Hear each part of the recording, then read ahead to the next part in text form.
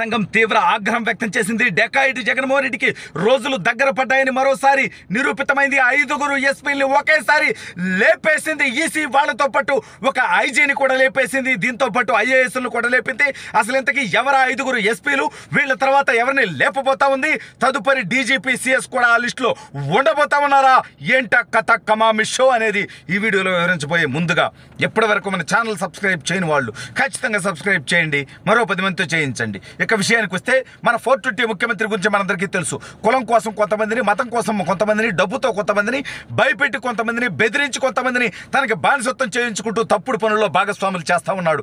అయితే ఇప్పుడు ఏకంగా ఎన్నికల సంఘం, ఇప్పుడు జగన్మోహన్ రెడ్డి చేతిలో ఏమీ లేదు, ఒక్క ఎలక్షన్ కోడ్ వచ్చింది. ఇతని చేతిలో ఇతని మాట ఎవడో ఎండో, ఏ ప్రభుత్వ అధికారి వెండో, ఇతనికి ఏ రకమైనటువంటి అధికారాలు ఉండవు.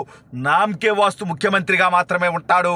అయితే ఎన్నికల్లో అక్రమాలకు పాల్పడడానికి, తన బానిసల ద్వారా ఎన్నికలు గెలిచేటువంటి ప్రయత్నం చేయడానికి జగన్మోహన్ రెడ్డి ప్రయత్నం చేస్తూ ఉంటే ఎక్కడికక్కడ తెలుగుదేశం పార్టీ అతన్ని అడ్డుకుంటోంది, అడ్డుకట్ట వేస్తోంది.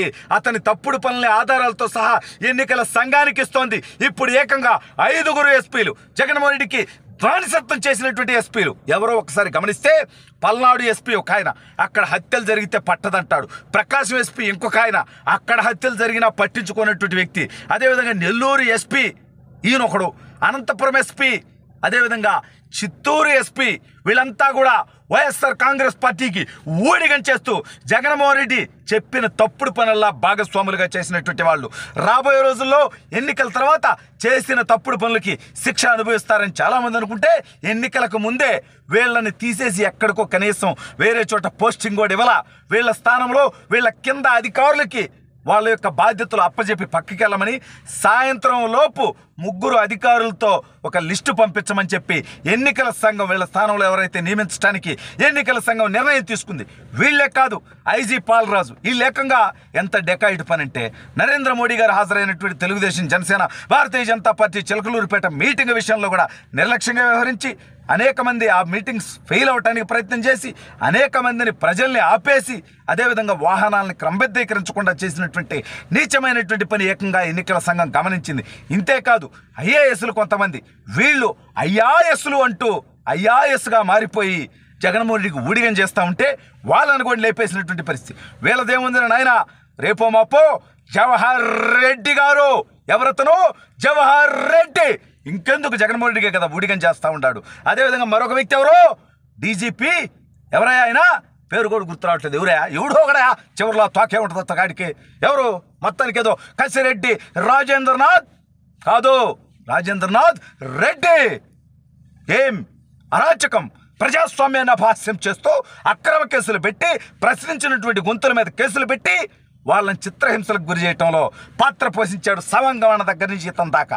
సరే, వీళ్ళందరూ బతుకులు, వీళ్ళందరి వ్యవహారాలు రాబోయే రోజుల్లో తుత్తరలు తీరుతాయి. ఒక్కొక్కడికి ఎవరి అధికారం శాశ్వతమయ్యా? ప్రజాస్వామ్యం ఇది తెలియదా మీకు?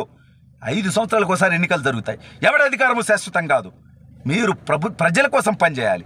ప్రజలు కట్టేటువంటి పన్నుల నుంచి జీతం తీసుకునేటువంటి మీరు, ప్రజలకి జీతగల్లగా ఉండాల్సినటువంటి మీరు ప్రభుత్వంలో అధికారంలో ఉన్న వాళ్ళకు ఊడిగం చేస్తే, ఈ రకంగా ఎన్నికల సంఘం నిర్ణయాలు తీసుకుంటే, తప్పుడు పని చేసినందుకు మిమ్మల్ని ఎన్నికల సంఘం మీ విధుల నుంచి తొలగిస్తే సిగ్గుతో చచ్చిపోవద్దు. చచ్చిపోవడం అంటే సూసైడ్ చేసుకోమని కాదు, సిగ్గుతో తలదించుకోవద్దు. ఎందుకు ఇట్లాంటి బతికేది?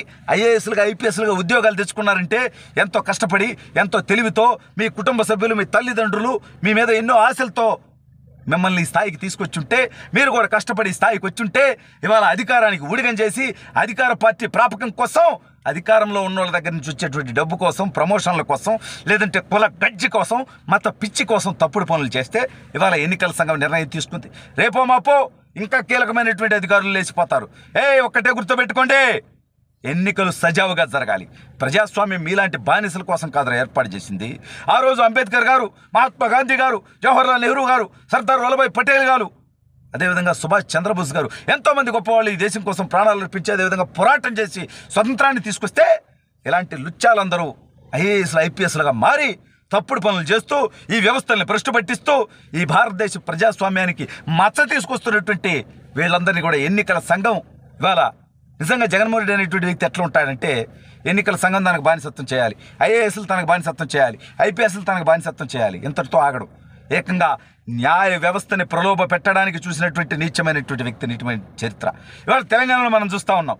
ఫోన్ ట్యాపింగ్లో సహకరించినటువంటి ఐపీఎస్ల బతుకులు ఏమవుతా ఉన్నాయో, పోలీసుల బతుకులు ఏమవుతా ఉన్నాయో, ఒక్కొక్కడు కటకటాలు పాలవుతా ఉన్నాడు. మీ కుటుంబాలు ఎందుకురా ఇబ్బంది పడాలి? నిజంగా రాజకీయంగా ఏదన్నా పోరాటం చేసుకుంటే వైఎస్ఆర్ కాంగ్రెస్ పార్టీ, తెలుగుదేశం పార్టీ మేము పోరాటం చేసుకుంటాం. మీరు డిక్కీ మూసుకొని ప్రజాస్వామ్యయుతంగా పనిచేసినటువంటి వాళ్ళు ఒక పార్టీకి ఊడిగం చేస్తూ అధికార పార్టీ ఆదేశాలు మీరు ఆ పార్టీ కార్యకర్తల్లా పాటిస్తే ఇవాళ ఈ ఎస్పీలకు ఏమైందో, ఈ ఐఏఎస్లకు ఏమైందో గతంలో జగన్మోహన్ రెడ్డి చరిత్ర మీకు తెలియదారా? అనేక మంది ఐఏఎస్లను ఐపీఎస్ని జైలుకు పంపించాడు.